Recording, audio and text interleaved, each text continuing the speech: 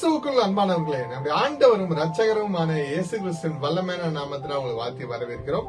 இன்றைய வேத தியான பகுதி வாசி தெரிந்து கொள்ளப்பட்ட வேத வசனம் சங்கீதம் 42 வசனங்கள் 1 மற்றும் 2.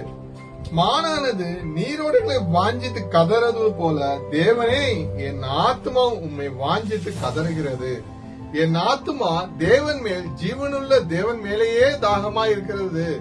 நான் எப்பொழுது தேவனுடைய சந்நிதியில் வந்து நிற்பேன். அல்லேலூயா. கிறிஸ்துவுக்குள் பிரியமானவர்களே, இவ்வசனம் கோராக்கின் புத்திரரால் எழுதப்பட்ட சங்கீதம் ஆகும். சோதனை காலங்களில் இறைவனை நோக்கி செல்லும் தீவிரமான ஆசையையும் ஜீவனுள்ள தேவனின் சந்நிதியில் நிற்க வேண்டும் என்ற ஏக்கத்தை நமக்கு உணர்த்துகிறது. அல்லேலூயா. இவ்வசனம் நமக்கு 3 முக்கிய காரணங்களை முன்னிறுத்துகிறது. முதலாவதாக, தீராத தாகம்.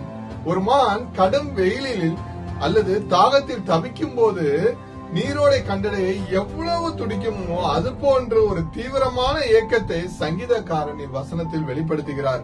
இது வெறும் விருப்பம் அல்ல எனக்கு பிரியமானவர்களே, உயிருக்கான போராட்டம் மற்றும் ஒரு வாஞ்சையாக கருதப்படுகிறது. அல்லேலூயா. இரண்டாவதாக, ஜீவனுள்ள தேவன்.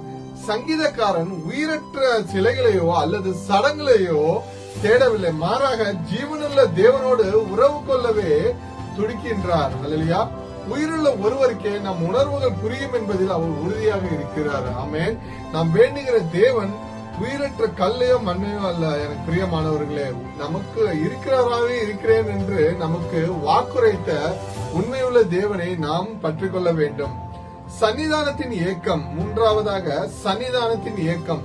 சூழ்நிலைகள் சபைக்கு செல்ல முடியாமல் தவித்த ஒரு ரட்சிக்கப்பட்ட ஆத்மாவின் கதறல் இது.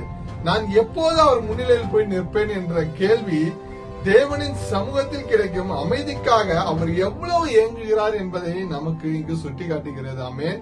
கிறிஸ்துவுக்குள் பிரியமானவர்களை, இக்கட்டான காலங்களில் உலகம் தரும் ஆறுதலை தேடாமல் தேவ பிரசன்னத்தை தேடுவதே உண்மையான ஆத்ம தாகம். தேவன் ஒருவரால மட்டுமே ஆத்மாவுக்கு ஓய்வும் திருப்தியும் கொடுக்க முடியும்.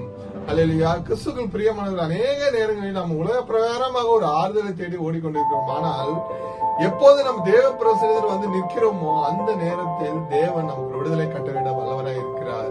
நம்ம அழைத்த தேவன் உண்மை உள்ளவர். நம்முடைய கர்த்தராகிய இயேசு கிறிஸ்துவின் கிருபை உங்கள் அனைவருடன் இருப்பதாக. ஆமென்.